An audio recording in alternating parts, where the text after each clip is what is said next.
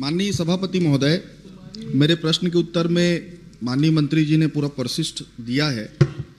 मैं माननीय मंत्री जी से पूछना चाहूँगा कि 16 नंबर परिशिष्ट में जो 16 नंबर का पॉइंट है जी, उसमें आपको जो शिकायत है वो प्राप्त हुई है 23/4/2025 को, और आपने उसका समाधान किया है 16/12/2025, मतलब लगभग 8 महीने।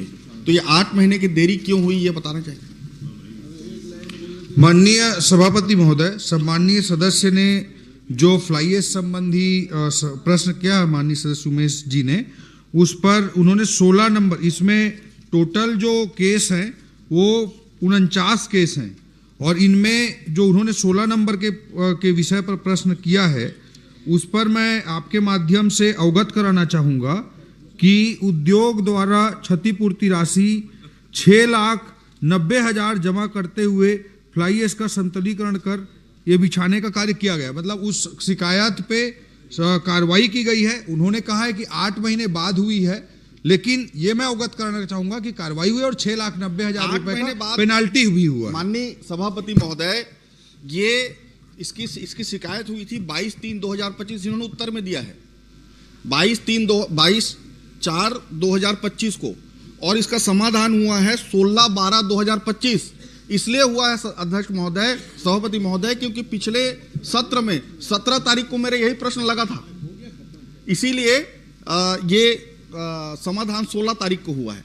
मैं आपसे ये जानना चाहूँगा, मैं कल आपके परिशिष्ट के बाद ये सब जगह जाके जियो टैग से इसका निकाला, आपको इसका बता दूं मैं चोड़ा का, ये देखिए, ये जियो टैगिंग के साथ है चोड़ा का। आपके जो अधिकारी है ना, आपको धोखा दे रहे हैं। ये देखिए, ये अभी भी है दोनों। माननीय सभापति महोदय, आप सदस्य रहे हैं, पोस्टर वोस्टर प्रश्नकाल में ऐसा दिखाते नहीं है। आप बोल रहे हैं पर्याप्त है, ठीक है, मैं बता देता हूं। मंत्री रहे, मैं जियो टैग करके उसको दिखाया कल, दोनों 3-4 जगह का, चाहे बोतलदा हो, चाहे चोड़ा हो, चाहे बानी पाथर हो, अभी भी फ्लाई ऐश वैसी को वैसी पड़े हैं। आपके अधिकारी आपको गलत जवाब दे रहे हैं, क्या उनके ऊपर कार्रवाई करेंगे? माननीय सभापति महोदय, मैं आपको अवगत कराना चाहूँगा कि जो पिछले सरकार के समय में कार्रवाई होती थी उससे 10 टाइम्स ज़्यादा कार्रवाई ट्रांसपोर्टिंग के मामले में हो रही है। मैं आपके माध्यम से सदन में दस्तावेज भी प्रस्तुत कर सकता हूँ, बताना भी चाहूँगा कि जो ट्रांसपोर्टेशन है, मेरा बहुत स्पेसिफिक प्रश्न है, मैं सभापति महोदय का और माननीय सभापति महोदय, आप मुझे 2021-22 में इनकी सरकार के समय में एक भी कार्रवाई नहीं हुई, 0 कार्रवाई हुई है। 2022-23 में 0 कार्रवाई हुई है। 2023-24 में 9 लाख का पेनाल्टी हुआ है, वर्ष 2024-25 में 21,30,000 का हुआ है। समय बर्बाद करने का समय है। मैं इसके बाद अवगत कराना चाहूंगा। मेरा पॉइंटेड प्रश्न को उत्तर दे दें। मैं माननीय सभापति महोदय, मैं परिस्थिति बता रहा था, चाहे वो फ्लाई ऐश डंपिंग का मामला हो, चाहे ट्रांसपोर्टिंग का मामला हो। सम्मानित सदस्य उमेश जी ने जो विषय मुझे बताए हैं उससे मैं निश्चित रूप से उनसे सारे विषय ले लूंगा, जानकारी ले लूंगा, और कहीं पर भी कोई कमी होगी कार्रवाई के संबंध में, उसमें कार्रवाई पर्यावरण विभाग के अधिकारी कोई काम नहीं कर रहे हैं सभापति महोदय।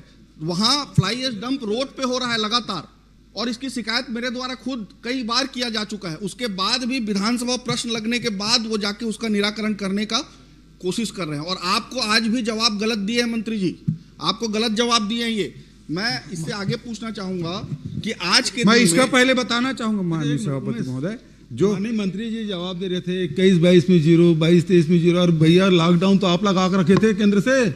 21-22 से 22-23 तक पूरा लॉकडाउन नहीं था। लॉकडाउन आदरणीय मुख्यमंत्री जी, आदरणीय मुख्यमंत्री भूपेश बघेल जी बहुत अच्छे तरह से अवगत थे कि वो लॉकडाउन कब से कब तक लगा था। 23 मार्च 2020 की तारीख, 23 मार्च 2020 की तारीख, कुछ महीनों तक लॉकडाउन था।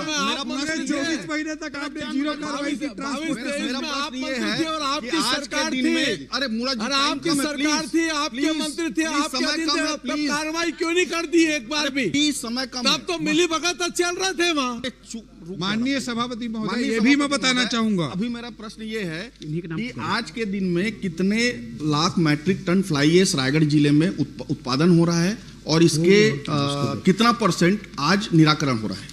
माननीय सभापति महोदय, मैं ये भी बताना चाहूंगा कि एक मॉडल एसओपी भी जारी किया गया है हमारी सरकार आने के बाद, इंटीग्रेटेड सिस्टम भी बताया गया है। जो सम्मानित सदस्य ने प्रश्न किया